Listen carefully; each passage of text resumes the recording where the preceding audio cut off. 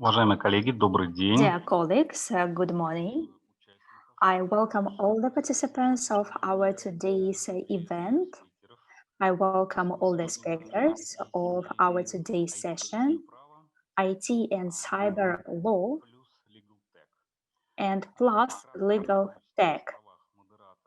And as a moderator, I will read through the agenda. My name is Alexandra Trifonov. I'm an advisor on legal tech innovations and the head of the program of further development of qualifications Institute School. I'm an advisor and coordinator and counselor of some legal tech projects. Probably you are aware about the constructor of documents doc, electronic signature, legium.o, and some others. I thank the organizers that you have gathered us. I would like to thank Julia. And we start with our speakers. I will present all the speakers by their order. And first of all, I need the approval that all the colleagues are here. I can see Holger, Andrei. Good morning, Aidas. Good morning, Nicholas. So our agenda is the following. We have 1 hour and 15 minutes. We have 4 presentations and everyone will speak for 15 minutes. And when we finish, we will have 15 minutes for the questions from the audience. I do not see Aidas. Aidas, are you with us? Yes, I'm with you. Excellent. Thus, I will repeat, we have 4 speakers and everyone will have 15 minutes, and after 15 minutes, we will have time for questions and answers, and I will moderate the session. So the first is Aidas Kavaliauskas, optimization of the legal workplace partner at amberlaw.io. The floor is yours. Thank you. I will turn on my presentation. Good morning. I'm very happy to represent the Lithuania Legal Tech today. I would like to speak about optimization of a legal workplace. Why optimization? Because lawyers are not so effective. And different data show that lawyers spend 2 hours per day because in other sectors, it takes about 85%. In IT, for example, 75%. So where is 75% of our time? It's wasted for business management, for checking bills or financial management and monitoring over personnel, offices, and so on. And they do it at the same time. And we deal with multitasking. And some people say that it's not a problem because they are so good in multitasking, but it's not true because our brain can solve only one task at once. In order to solve another problem, you need to switch, you need to clean up your brain, to upload a new type of information, and to start another task. And sometimes you need to do it every hour. It's growing because we work in information space and we are always online, and that is why it's increasing the multitasking. And we cannot avoid it. But as a result, we can lose about 40% of our productivity. And also we have a range of problems. The information can be kept in different places.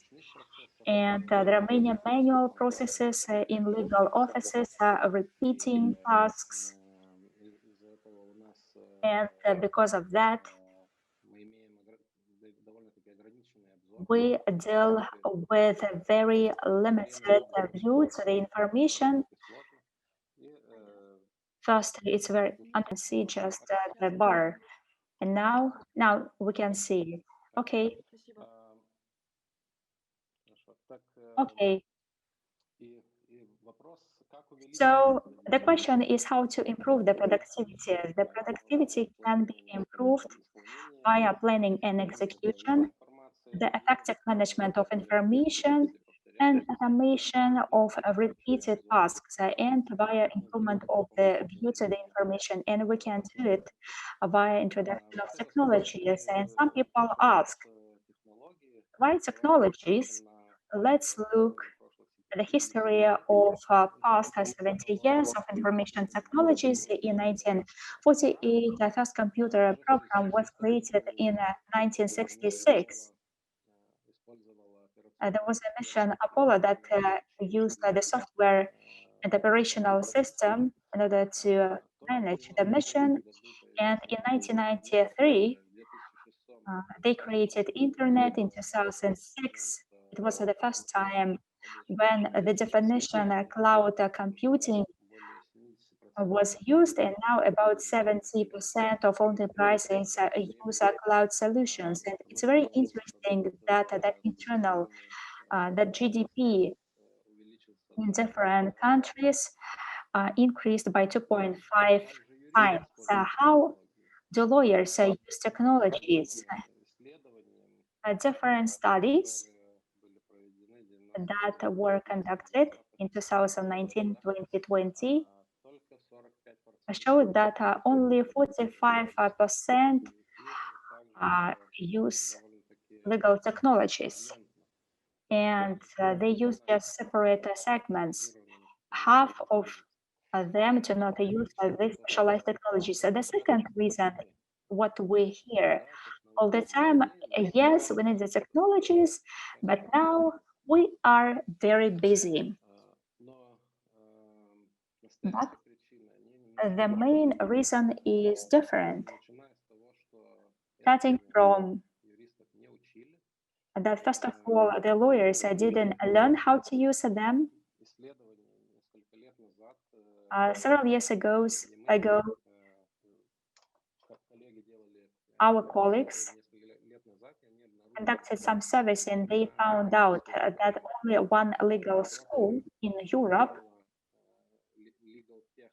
has legal tech in own learning program. And that is why it's quite limited. Some lawyers are faced with a bad experience in introducing technologies, and also there is a problem with the perception of values.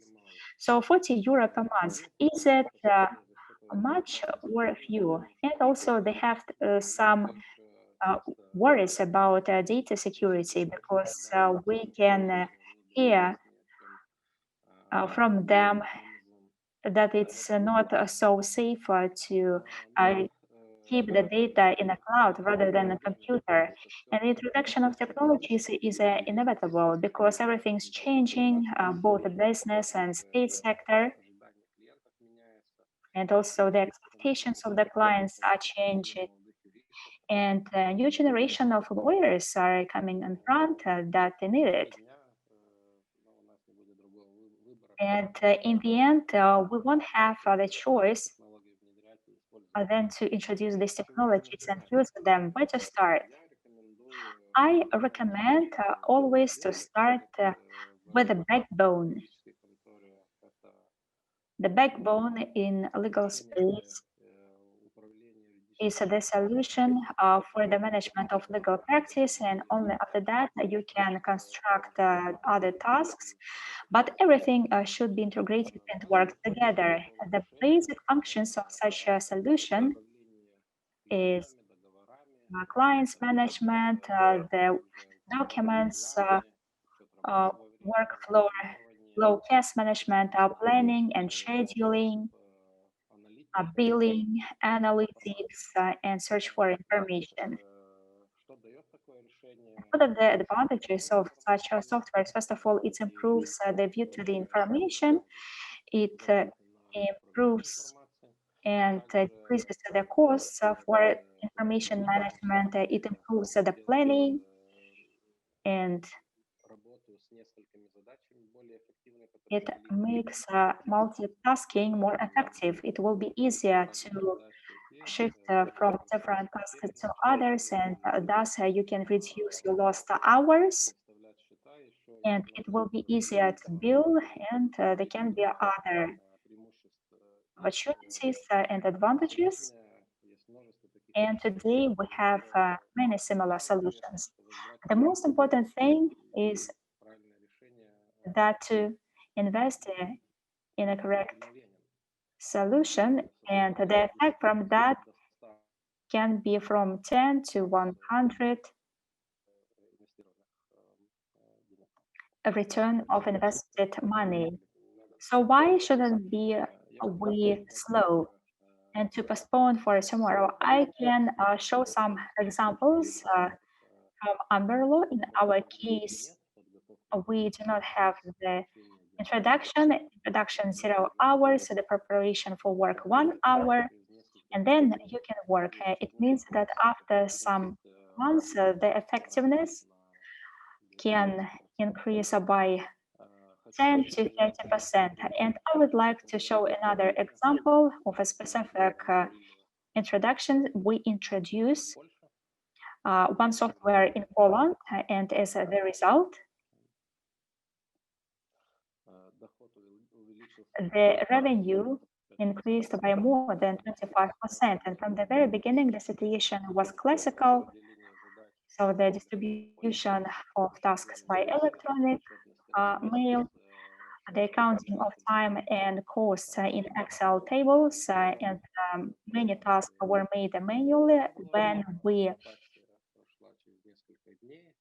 used Umbrella, the team started to cooperate on the first day, and then the planning and scheduling, time management, and billing were made in this software. Thus, you can save time, and also you can bill automatically, and save time can be used for clients. And of course, the income also increased. And now I would like just briefly to show that legal tech is not complicated. I will show another screen, and I will show how from the client to the billing process can transition for 2 minutes. I can enter the name of the client here.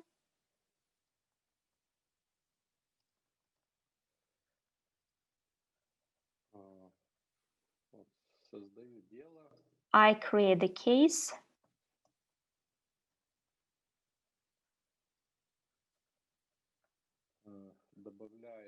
I can add time.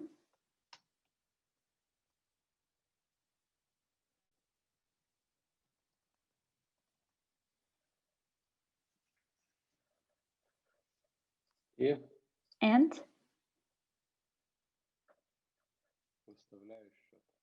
I can make billing.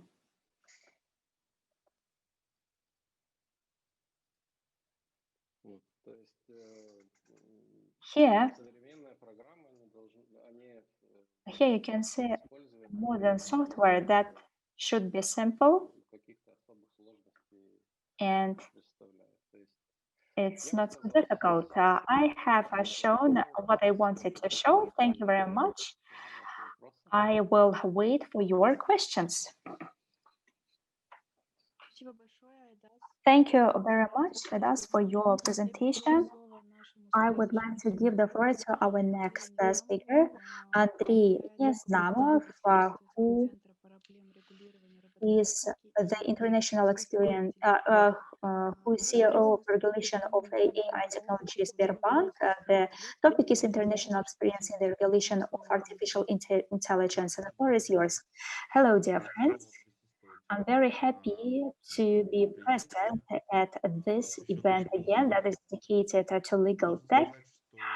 And I must say that my position is changed since the last event. I am an executive director on Sberbank, joint stock company, the department that governs the implementation and development of technologies in the field of artificial intelligence and also in the Council of Europe. I'm managing the working group on international regional consultations on regulating artificial intelligence in Europe. My presentation is dedicated to what's happening in the world from regulation point of view of artificial intelligence in different state bodies. Here on the screen, you can see the presentation. If you have the problems, dear colleagues, do you see the presentation? Да, все видно. Спасибо, Ольга. Thank you, Olga. Currently, approximately all the state bodies included in own agenda the technologies on artificial intelligence. In my point of view, there are some waves or levels of their readiness in different bodies. First, UNESCO. And first of all, why it's so important? First of all, in international regulation always impacts on the development of any technology. So it can be a direct impact when the country's participants are joined by a specific convention, or indirect when different principles and recommendations are created, they becoming the best practices and regulations, and they address a business turnover. What can we see today? Unfortunately, or probably it's for the good, that in the activities of most state bodies, there is a trend to the limited regulation of artificial intelligence in all the ways. And in this regard, this trend may impact on the company that operates on the national and international levels. And the main goal of my presentation is that we need to be active in this development and in this agenda. And it's good that we have many opportunities for that. So what's happening in different bodies in the European Council? Of course, not all are dealing with international activities. I understand it, and probably are not aware of the mandate of different international bodies. Just briefly, I'm showing on the screen what's the process of this international structure. The Council of Europe combines the European countries and can accept different conventions. The Council of Europe is a platform that promotes itself in the development of artificial intelligence regulation. And over the last several years, different documents are accessed. For example, the European Ethical Charter on the use of artificial intelligence support systems, how to defend it, what are the manipulating technologies, or how the algorithm manipulates on the decision taking, but the focus of international society. And my apology for this term, actually, is focused on special committee on artificial intelligence of the Council of Europe. It was created last year in order to develop the first convention on the artificial intelligence. Весь этот год велась работа, и были созданы даже отдельные рабочие группы, одна из которых занимается выработкой. And one of this group is working on development of the context of the convention, and second group is approval of this convention with the consultants in 25 countries. That's where I'm living. Since this Europe Union became the platform for the development. It has the references to work of others, including to UNESCO. But UNESCO, it's for the UN agency dedicated to science and education. We used to hear that UNESCO is a World Heritage items, but it's not just that. They also deal with the science, and that's why AI is under UNESCO supervision. So it's a UN's division on science, basically UNESCO. And all countries are in UNESCO except USA, and UNESCO implemented several initiatives and regulation of AI, and it's research on ethics of AI. It's mostly development of the project of the first global recommendations on ethics of application of AI. This project was prepared. If you are interested on where to get this file, let me know. I will let you know. It's quite a big file. It's more than 100 items. But to ethics, there are no more than 15 items. Mostly it's a set of recommendations. It's sort of semi-convention, which has many requirements to the state, to the implementers, to the software developers on how to do it in a clear and transparent way with observation of all of the rights. Right now, this document is being discussed, and for this document to we will try to impact, have an influence on this document before it will be ratified. And the project, the draft of it is planned to be approved next year, when the quarantine will be over, hopefully.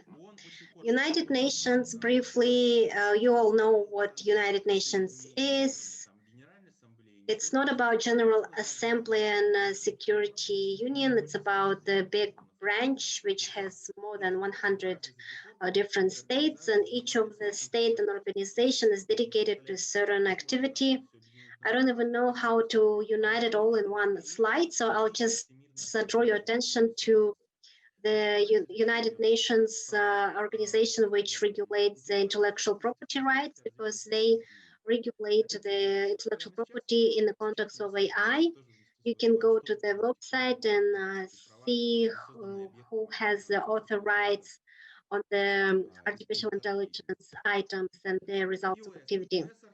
And OECD is a specific organization. It does not include in itself Kazakhstan or Russia. However, OECD also involved in AI. They were one of the first because they created the principles and regulations of responsible artificial intelligence. And right now they have the policy where they actually developed the policy on AI.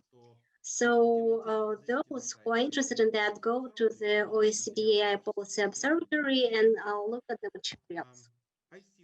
ISO is an international standard organization. They first started to develop the technical standards on AI. That's what all countries are doing right now. You can see all the countries which are participants of ISO. ISO already developed several standards. One of the documents which dedicated to AAC is 24013.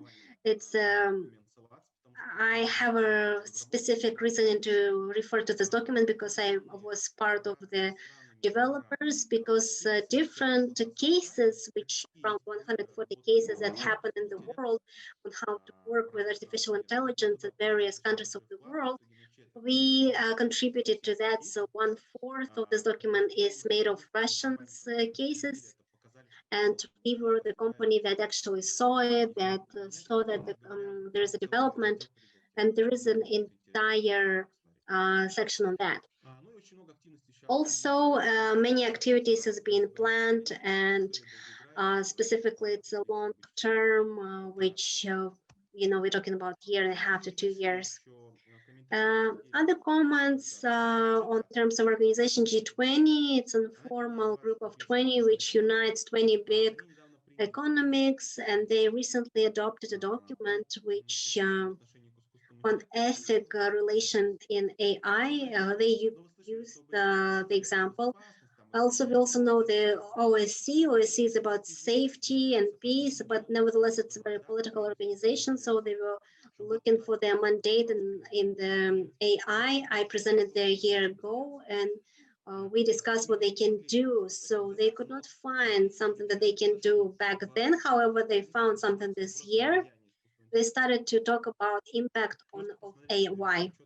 So you can see there is a report.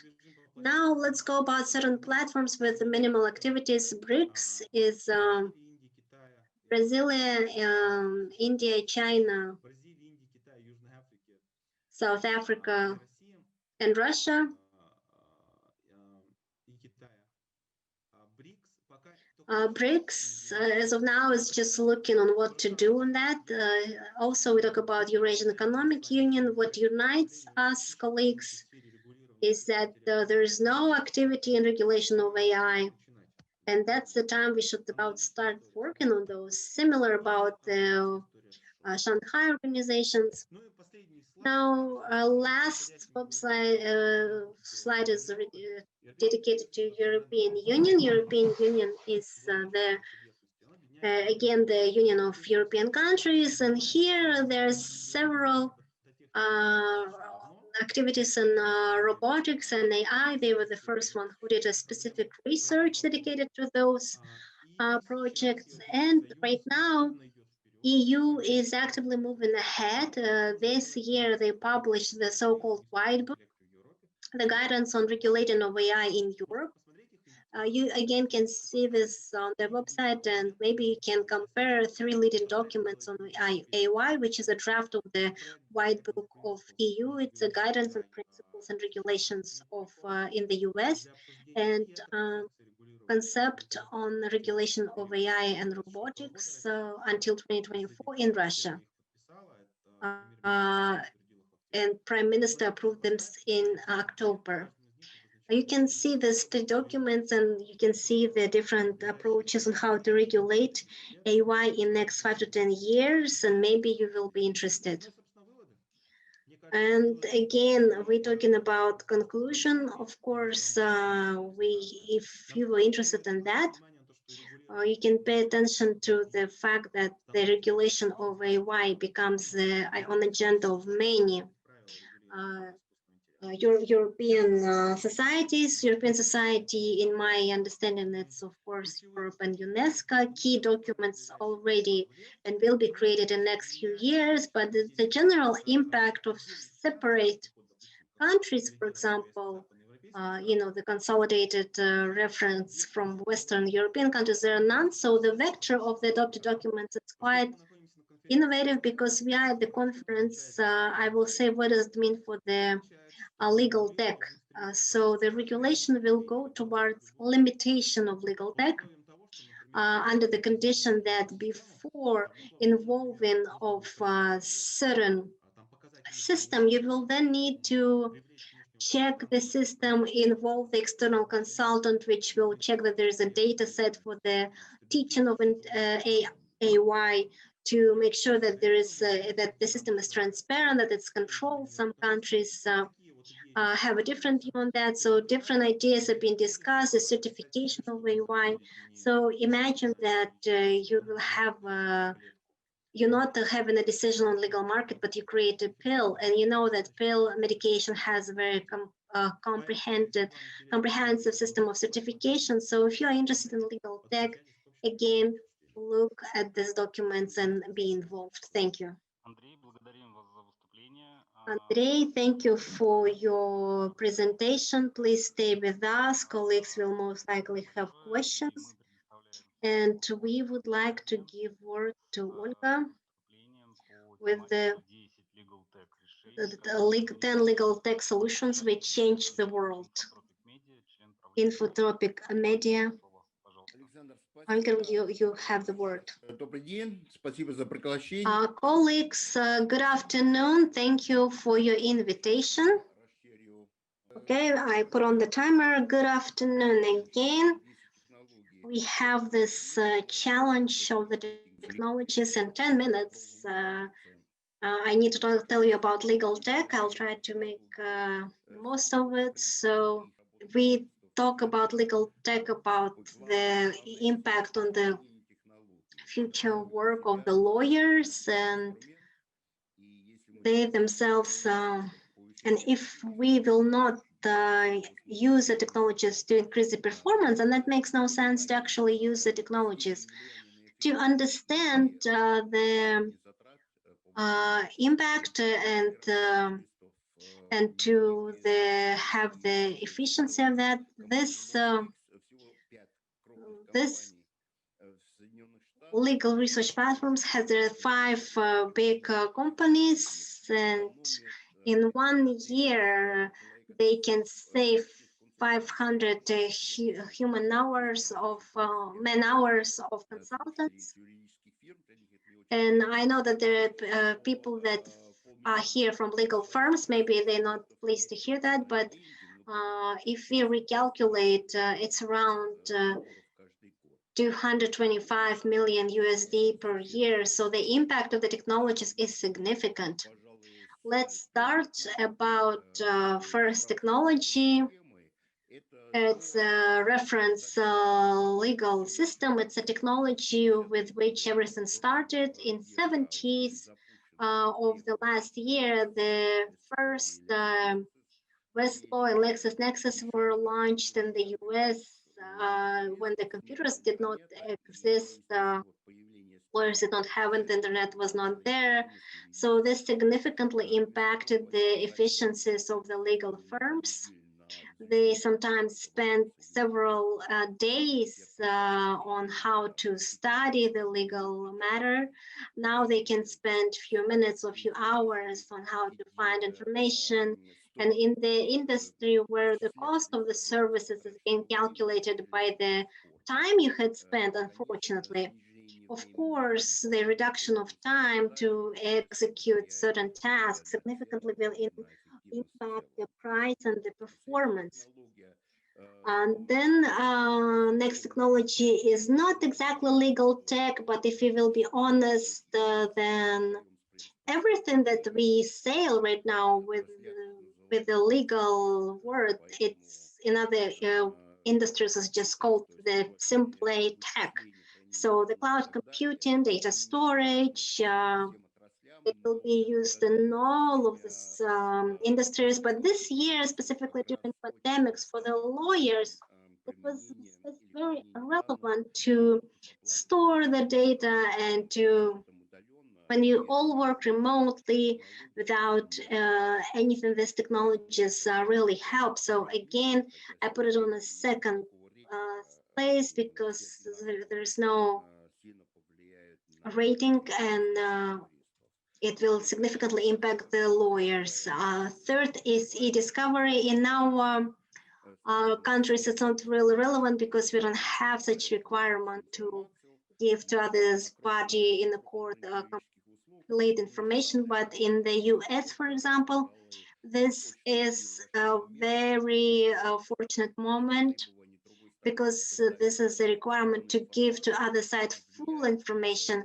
And then it impacts, again, the services of the cost of the legal services. EDiscovery is not just provision of all of the paper and electronic documents. It's also emails, recordings of conversation, pictures. So it's an entire package of information which you need to go through and provide to another party in a full volume. Otherwise, there will be problems. So then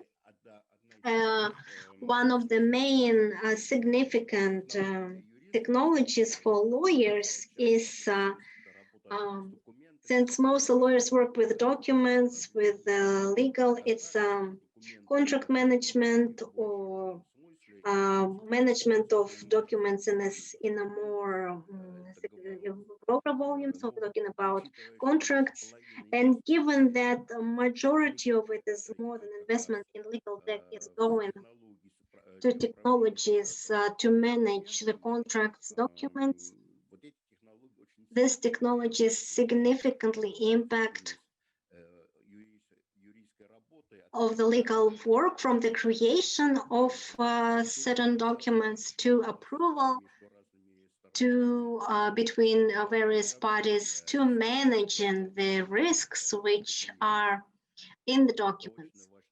And it's a very important moment because if we consider that 80% could not really say what risks are in the documents. It's relevant as never before, and half of the documents in the corporations are in a PDF format,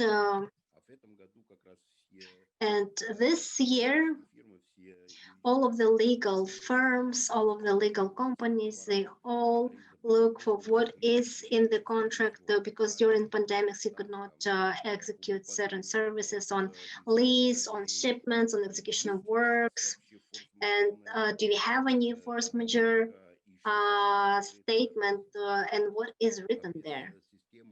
And without this system for contract management, you cannot actually find it. Next is technology is related to contracts as well, but I put it separately because it's a big amount of work of the legal. It's a contract analysis, a contract review. And for this branch, it's people, lawyers spend weeks and months, entire teams of legal professionals work somewhere reviewing 20, 30,000 contracts, rewriting of the terms and conditions manually. So for that, a lot of money was spent and many mistakes were made because there are human errors and a person cannot work to 24/7 analyze the text and find all of the conditions which are important. So all of it is done by the algorithm in few minutes or a few months. So, and of course, it significantly impacts the efficiencies. Next is e-signatures. So, of course, it's not exactly legal tech, but it does apply on all of the industries, and it significantly apply. We significantly could see it this year when everyone is working remotely and they could not sign documents in person. So even now, with the million turnover, this industry by 2025, 2026, the volume of the market will grow to 15 billions in 2026 of USD. So it's again, this pandemic opened the eyes to everyone that it's time to shift to e-signatures. It's also important when you submit the documents to the legal system, to the court system. It's significantly will impact the efficiencies of the work.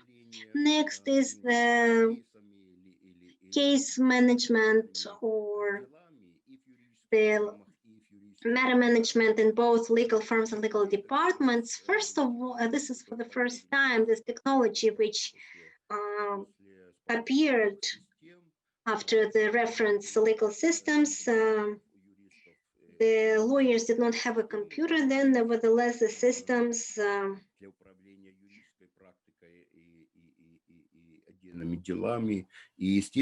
separate cases, and of course, it helps for the lawyers to keep the whole information in one place, to give the access to this information to the clients, to manage these cases as projects. As we got used to in all the sectors, of course, the economy is operating and every problem can be considered as project. And the lawyers would used to use it. And of course, this system helps in this activity.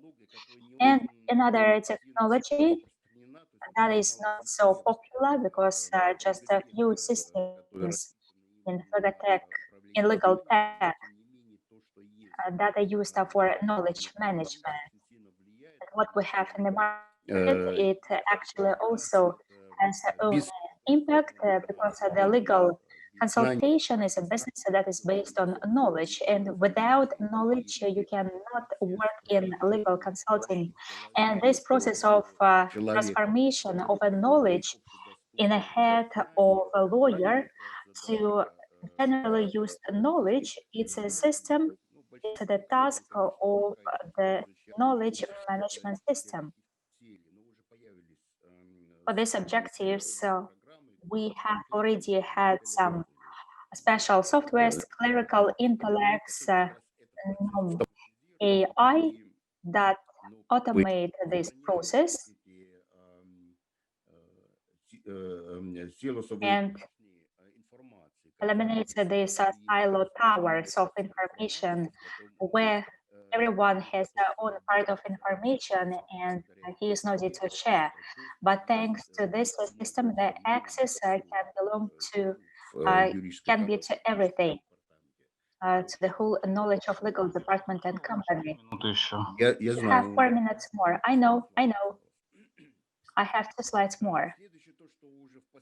So the next, И всеобщая там цифровая трансформация пришла. The digital transformation came to legal sector, an opportunity to analyze this data appeared. And this is what we have in digital format, and we have many instruments, in particular artificial intelligence for analytics in order to support the decision taking. There is statistics that more than half legal companies take own decisions based on non-reliable, non-full, and obsolete data. Of course, we cannot imagine it in 21st century because there is an access to the information that allows us to more carefully analyze the legal practice legislation, the connections between the laws and the activity of legal company or the legal department, and sometimes it can be different forms of the work of the lawyers. And the last, probably for some lawyers, it's not so pleasant because B2C platforms are connected with the thread of replacing lawyers from business. It's not true because in most cases, such platforms, marketplaces, and so on can help to open new markets,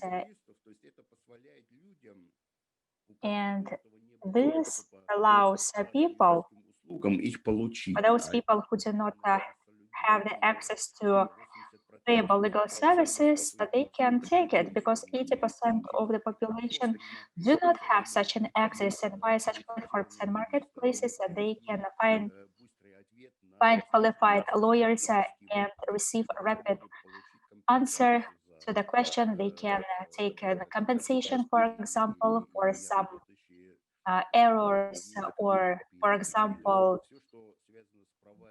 damaged goods and so on and so on, everything that is connected with the rights of consumers. And I think that this platform can enable more fair society. It opens new market. For example, let's take compensation. The legislation basis existed before all these platforms, but no one used it because the cost is quite high in order to justify it. If, for example, the average compensation is 250 euro, no one will pay 400 euro in order to receive this compensation. And this platform created new market with billions of euro from scratch. And it will not replace the traditional lawyers. That's it. Thank you very much for your attention. If you have questions, thank you very much, Holgi. Thank you very much. We do not have any questions. Yes, we have a question, but if you let me, we will ask it after our presentation. Now the floor is given to Dr. Paulius Pakusinskas, head of LegalTech Center of Nicholas Romeris University Vilnius. Paulius, the floor is yours. It's early morning here in Lithuania. It's quite early. It's 4 hours difference, and the weather is quite good. It's about 10 degrees of Celsius, so it's really nice morning to talk about legal technologies. And it was very nice and good to have all these 3 presentations, because I will talk about some different angle of these issues, but it will be very related to what was said in other presentations, especially when we talk about artificial intelligence and when we talk about B2C platforms. That is my case where I'm going to talk. So very shortly about me. I'm a head of Legal Center of Mykolas Romenis University and professor. And I have quite long history of working with law and business technologies in different fields, including researches, projects, and practice, and practicing lawyers. So we can discuss any issues, not just theoretical. What I'd like to discuss, so from the very beginning, just to talk about LegalTech Center, which I just mentioned that not so many law schools do have such legal tech centers. So I will introduce and will share on possibilities, what you can gain on these studies and other opportunities. We will talk about persons who are behind the legal tech products and companies who are doing these products. What are trends? How we can categorize? Because normally we're talking about legal tech in these huge, let's say, different technologies, different solutions. It could be in the web, and it could be app, and so on and so on. But let's make some categorization, as you know, all categorizations are just you know, some short picture, not the final one, because we have different categories and understanding. And then we will go to regulation and advantages and risks. So I'm from Lithuania. So why Lithuania? Why Lithuania is quite good for these issues, and why EDIS was creating something, because according to the international ratings, you can see in the sources here. So it's not Lithuanian evaluation, it's World Bank. So Lithuania is in 11th place for easy of doing business. So it's quite okay. So a lot of companies are coming to Lithuania to do the business, and you can see that Google received the license for financial activities in Lithuania. So it's licensed in Lithuania. Revolut, which you know, I think quite okay, because it's a bit related to your markets too. It's licensed in Lithuania too. So fintech, especially fintech and other techs, legal techs, are very comfortable in Lithuania. Another issue is that we are first in tech startup field, so it's really good evaluation. But for me personally, this 4th place is the best, because I'm working quite a lot on cybersecurity, and 4th place, it's really challenging, and it was very nice evaluation. So what about LegalTech Center? Normally we are created, we are under umbrella of Mykolas Romenis University, so we like to connect business. We deal with such business like Amber Law, which was represented by EDIS and other businesses who are working in legal tech, fintech, regtech, and govtech. You know, as you mentioned, we can use any definitions, but in principle, it's regulation and technologies and the merge of it. The big part of our activities is researches, so law, technology, and business. And normally we work a lot on cybersecurity. Now we're studying on artificial intelligence and legal technologies and so on. And one more quite big field of activities is legal tech studies. Let's start from master degree. It's legal tech LLM. So we launched this year. And you can study for 1 year and receive the EU diploma. So I think it's quite good opportunity, and it's not so, you know, difficult to to study because we have all online platforms, so that's quite okay to study from different countries, because we have from Azerbaijan, from Pakistan, from Ukraine, so that's not a problem to study remotely.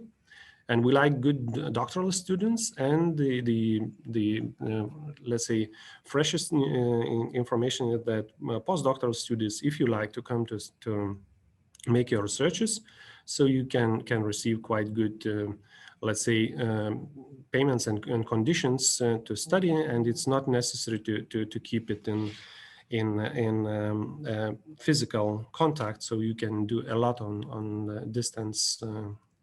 So let's discuss about the persons who are creating the LegalTech, and there was done quite good research by Thomson Reuters, and we can see that yes, lawyers are in the first row. So the biggest part of startups and businesses in LegalTech are done by lawyers, and then you can see in some places mentioned law and tech, law and business, law and finance. So anyway, you can see that there are lawyers who are doing that. So what does it mean for us lawyers? That we can work in this field and to create some startups. So that's not isolated from, let's say, our business. So it could be our business.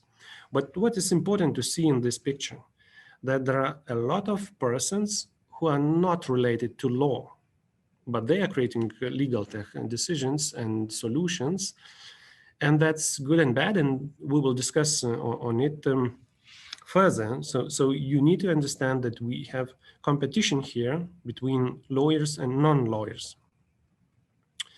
Okay, what about trends? So if we are looking at the trends, so the best is to look at deeper researches, and you can see the curve, which shows some let's say innovations, some innovations then are going down, like blockchain, it's a bit down, but afterwards they are just racing, so it's not something unusual. So you can see a lot of the technologies which you know, or some of them are less known, but we can see artificial intelligence in quite numerous of places, like, you know, the same smart contracts are based normally on blockchains with the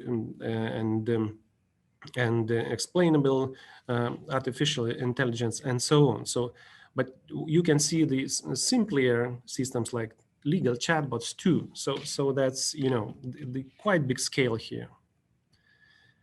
Okay, so the same Gartner pointed that for this year, the most important legal tech and compliance technologies, enterprise legal management, predictions. Yeah, so predictions are very important for our business to know how we will succeed in the future.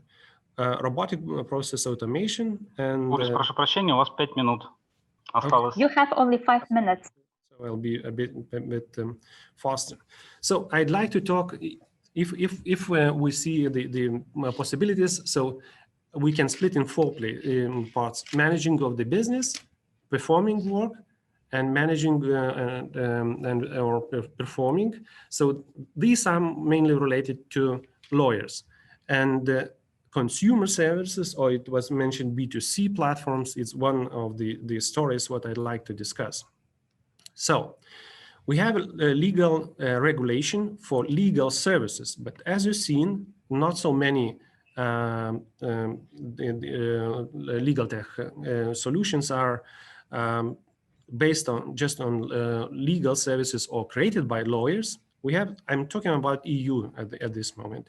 So there are some rules, but in some cases you can see that not in many countries it is restricted to have, let's say, consultations done not by lawyers before the court, outside the court. Okay, so you can see that it's quite different regulation. So what does it mean? That we can use legal tech products which are not created and not run by lawyers. Okay, So there are a few fields of regulation. So we talk about legal service regulation, which sometimes is applicable for legal tech solutions, sometimes not. Then we can go that maybe it's consumer protection rights, but sometimes yes, sometimes not. And sometimes consumer protection is a bit vague for these services, and data protection, which is so if the legal services are outside the legal service regulation, so we have no minimum standards for quality and ethics, no neutrality, so we do not have these triggers who are protecting our customers, our clients, when we providing legal services. So that is a risk. Okay, so maybe consumer law can protect. Yes, in some cases that's so, but the level of protection is much lower. So we can't say that legal tech products sometimes are the same safe like normal legal consultations. So what about EU consumer protection? So there are no special rules for chatbots. So you can use chatbots without any alignment with the legal regulation related to legal services. No special rules for intelligent systems. They're just going to create and creating, as it was mentioned in other presentations. So that there are not so good protection here of consumer. So so legal tech consumer markets are quite different forms: legal information, legal advice, dispute resolution, and in different forms: website, chatbots, apps, and etc. So you can see that we can have very different possibilities and forms. Sometimes it's difficult to say, is it legal services? Like, some dispute on some bad shoes, it's more consumer rights, or is it legal service or not? So what is an advantage? Advantages is that we raise the awareness of legal problems. So why the choice? So you can choose from more companies, and it's easier to do. It's simply, it's normally price transparent and cheaper. Maybe it's better quality. That's big discussion. And the main what you're pointing that the better access to justice. Okay, so you open up these closed legal latent markets, so more competition, stronger rule of law. So it's quite good. Yeah, but we have risks here. So access choice problem, how to choose for consumer, which is not involved in this business. What about transparency? What about quality if it's run not by lawyers? Okay. What about fairness? What about redress? The interrelation with ethical norms, with the higher requirements for such business, and representation. So we have quite a lot of questions and risks here raising. So what about future of legal tech regulation? So there are different ways how to solve it. To regulate, but it's risk to under-regulate or over-regulate. So we do not know how to do that. Maybe it's just to look and wait. It's a possibility to let it go. Maybe facilitate, maybe prohibit, or maybe modify the status to say that it's the same legal services as in face-to-face provision of the services. So that is the questions what I like to leave for you to discuss, because there are no good solutions. There are different initiatives, and there are no final ideas how to do and how to solve this issue. So that's everything what I'd like to say. Thank you. Паулюс, мы благодарим вас за выступление. Спасибо большое. Thank you for your presentation. Colleagues, we are at the stage of completion. We manage the time quite well, and I would like to underline that all four speakers ideally met the time requirements, so everything was very condensed, and that means we don't need a robot to control the time of our wonderful speakers. So people are still at the high stage, and they are quite effective. And this practice correlates quite well with the speaker that said that lawyers are not effective. We are an effective lawyers. So we have a question. If you allow, I think that's a question to Andrei and to Holger, and it's been asked by Abdrahmanov Kanat. Andrei, Holger, do you realize that such form of automation, it's probably we're talking about your automation of knowledge and legal processes, it's slowly stoppage of the activities until the AI will substitute all regular lawyers. Holger, Andrei, question? I think we're talking about not regular lawyers, so we are talking about like, don't we have the situation when we will be without a job? But this is a question of all times, and nevertheless, it interests our listeners. Well, this question will be relevant for 20 more years until we are sure that as of today, maybe we are all mistaken, or maybe it's just myself mistaken, and Andrei knows better because he's closer to AI. Nevertheless, we all overestimate the possibilities, the capacity of AI. It's understood that any technology will shift and kill the old works, and that's good, given that by the end of 19th century, 80% of population of the US worked in the field of agriculture, and it was quite heavy labor. Now it's a different situation. It's only 3%. It does not mean that all of the Americans are sitting there without a job. Nevertheless, artificial intelligence is not somebody which develops itself. It's a technology, and it's a math, and it's not developing for us in 10, 15 years to work at certain artificial intelligence. It's unthinkable, and mass media certainly adds something to this problem because they always are interested in scaring people, because when people are scared, they will be reading mass media. But if everything will be written, all is well, you have nothing to worry about, then the person will not be, do anything. So I'm very calm about the future, but I'm not a legal person by myself, so I'm very calm, therefore.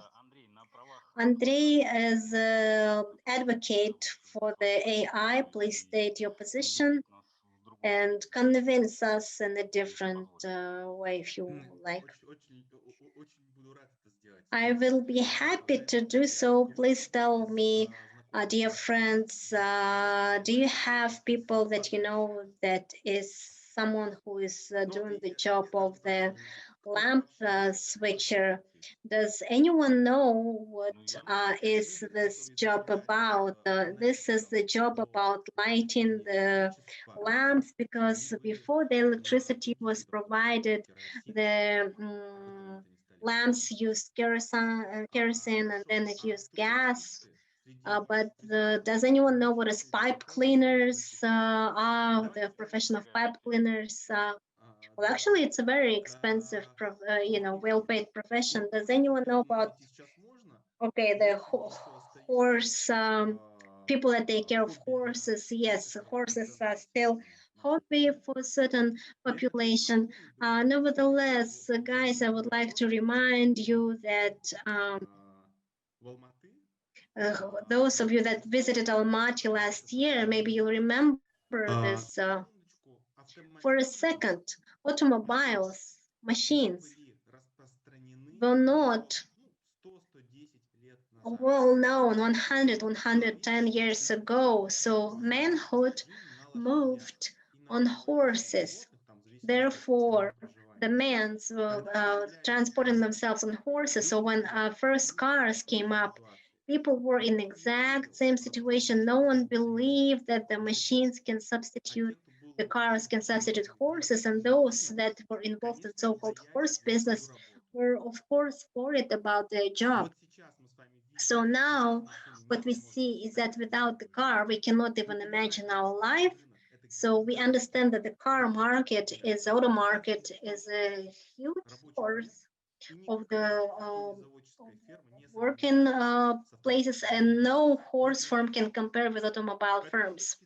So from the point of view of a history is that there is no problem with substitution. However, the problem is that previously the substitution of profession happened not as quickly as it happens now. When the young lawyers, I want to tell you that the specialty of lawyer is under threat. It's a fact. But it's not about you. It's about that oftentimes young lawyers have to do the job that is a routine job and that can be easily automated.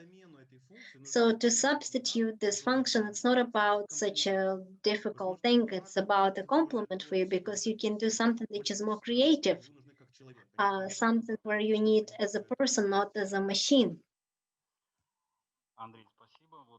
Andrei, thank you. We saw the comment from our colleagues, which say that lawyers, it's an intellectual profession and we are not horses, probably meaning that lawyers are not horses. It's a disputable question, because the high professional lawyers, which just issuing bills, in most of the cases they do look like horses, because when you meet them somewhere near the Moscow city very, very late at night, because you came there to entertain yourself, and they just live in the office to go home, change a suit, and just shave themselves, or just Alexander, I just want to make a remark. I worked in legal consulting for 15 years, so I do know this comparison. I do know all of the complexities and all levels of the legal specialty.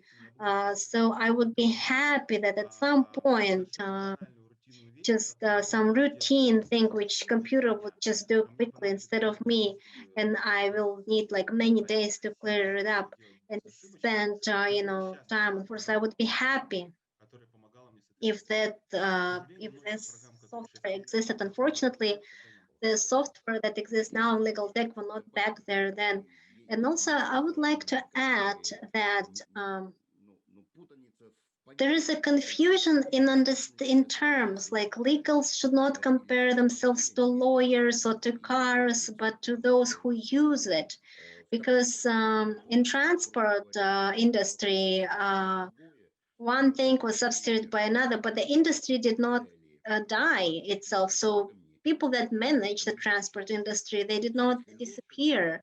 Horses disappeared, and those that were serving the horses disappeared. They were afraid by those that used cars and automobiles. And however, the industry itself did not go away, and we are still using the transportation services, and we will continue to use legal services. Of course, those that will know how to use only how to use a notebook, and they don't understand the legal tech, of course they will have a problem, because AI will not substitute you. Another legal person that knows how to use AI tools will substitute you. That's just a simple moment.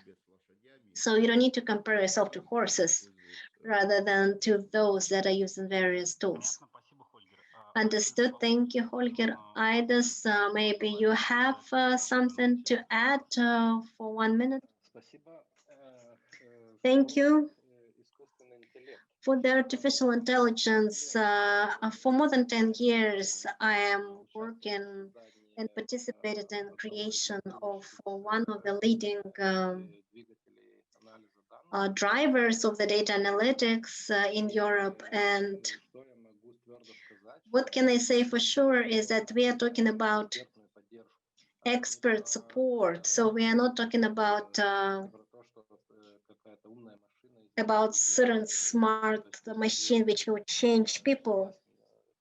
I agree that with what Holger said, there is a different interest in statistics. more than 70% of conflict situations never reach lawyers. So there's a huge potential on where to develop, which is not being used now. So I think the technology will allow us to use not entire potential, but maybe majority of it. Thank you. Paulis?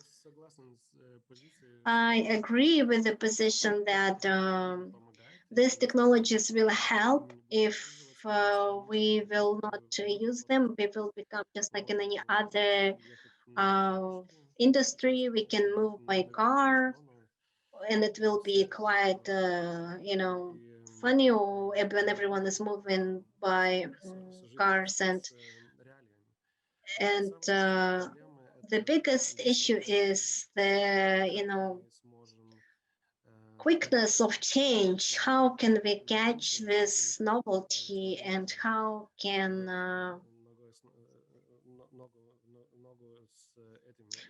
a person move on time with these changes?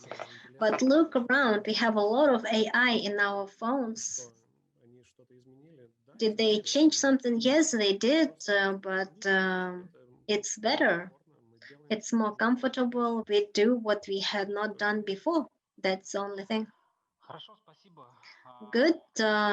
Colleagues, we just met the time regulation. There are no questions from the participants. I saw that we had majority of 211 people. Now we have 188.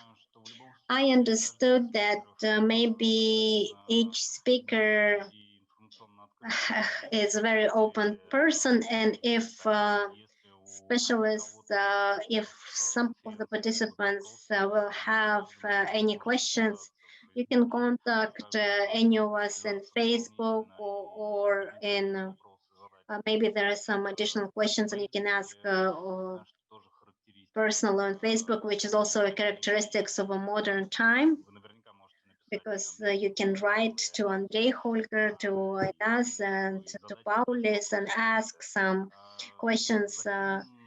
With that, I think we need to close our event.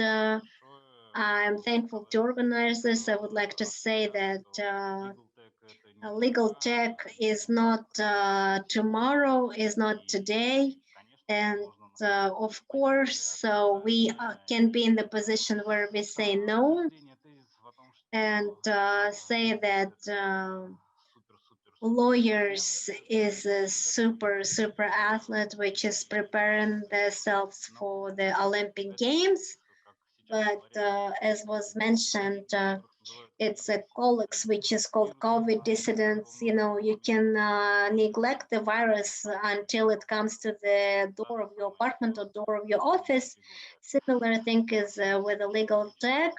Thank you all. I was happy to see everyone in a good health. I would like to wish everyone good. Goodbye.